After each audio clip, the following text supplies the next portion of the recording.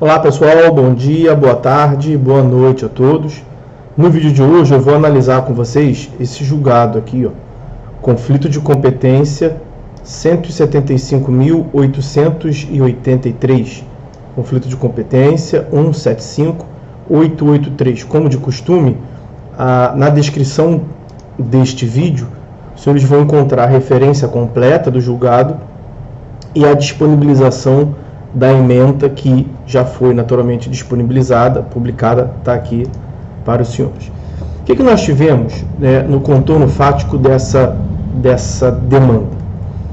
Teve uma ação indenizatória movida na Justiça Federal em face de duas empresas privadas e também em face da CVM, Comissão de Valores Mobiliários. A CVM é uma autarquia federal especial até, e por conta disso a ação foi corretamente ajuizada na Justiça Federal, a teor do artigo 109, inciso 1º da Constituição Federal. Ocorre que o juiz federal decidiu que a CVM era parte ilegítima, excluiu, portanto, a CVM da lide, excluiu a autarquia federal da lide, e por conta disso declinou da competência para uma das varas cíveis do Tribunal Estadual. Por quê? Porque a demanda seguiu apenas entre os particulares. Excluída a CVM, a demanda prosseguiu entre o autor e as empresas 1 e 2. Nessa mesma decisão, que julgou, portanto, extinto o processo em relação à CVM e declinou da competência da Justiça Federal para a Justiça Estadual, o juiz fixou honorários advocatícios sucumbenciais a serem pagos pela autora a favor da CVM. E essa decisão de declínio da competência e de fixação dos honorários a favor da CVM transitou em julgado e o processo prosseguiu na Justiça Estadual. Diante do inadimplemento da parte autora da obrigação de pagar os honorários advocatícios sucumbenciais em favor da autarquia, a CVM ajuizou uma execução, deu início ao cumprimento de sentença, cobrando esses honorários. E de quem é a competência para tratar, nessa hipótese, dessa execução dos honorários? Que vejam, foi um conflito negativo de competência, baseado no artigo 66, inciso 2º do CPC. Então, os dois juízos reputaram-se incompetentes. A CVM tentou executar na Justiça Estadual, onde estava tramitando o processo quanto aos demais sujeitos, quanto às empresas privadas, e o juízo estadual disse que não tem competência para executar os honorários fixados pela Justiça Federal. A CVM ajuizou uma execução na Justiça Federal e o juízo federal também disse que não tem competência, porque agora a causa está com o juízo estadual. E aí, portanto, de quem é a competência? O STJ chegou à conclusão que a competência é da Justiça Federal.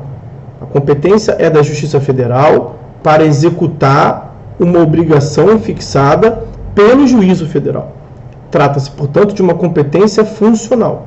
Compete ao juízo que decidiu a causa em primeiro grau de jurisdição dar cumprimento ao título executivo judicial. É o que a gente extrai, inclusive, do artigo 516, inciso 2º.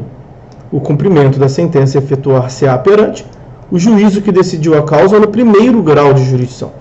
E por juízo que decidiu a causa no primeiro grau de jurisdição, nesse aspecto quanto à ilegitimidade da autarquia federal, foi realmente a justiça, o juízo federal, quem tratou da questão. Por a decisão que fixa honorários advocatícios sucumbenciais, a teor do artigo 24 é um título executivo judicial.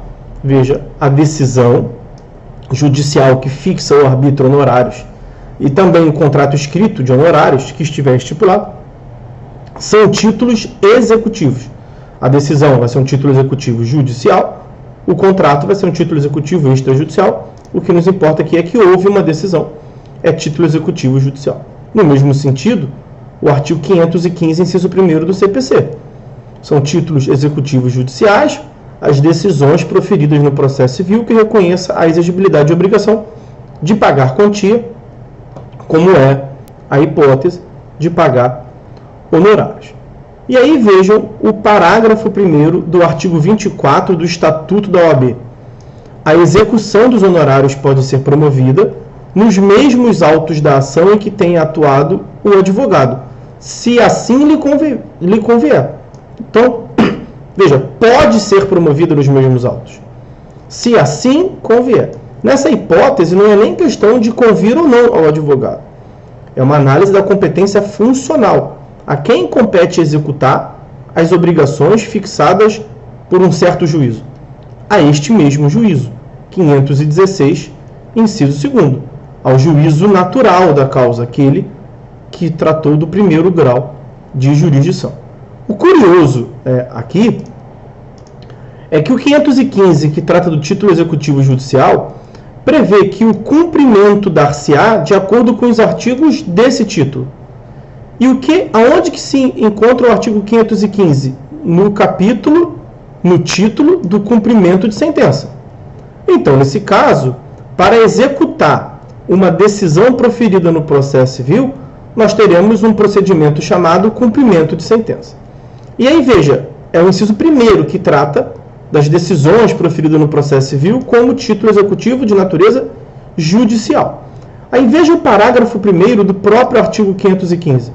Nos casos dos incisos 6º a 9º, 6º, sentença penal condenatória, 7º, sentença arbitral, 8º, sentença estrangeira homologada pelo STJ, 9º, decisão interlocutória estrangeira, nesses casos dos 6º a 9º, o devedor será citado no juízo cível para cumprimento da sentença ou para liquidação no prazo de 15 dias. O que acontece aqui é que essa é mais uma hipótese não prevista nesse parágrafo 1º do 515, no qual nós teremos um cumprimento de sentença que vai ser efetivado por um processo autônomo de execução, porque o título foi expedido no juízo federal, mas os autos foram remetidos para a Justiça Estadual.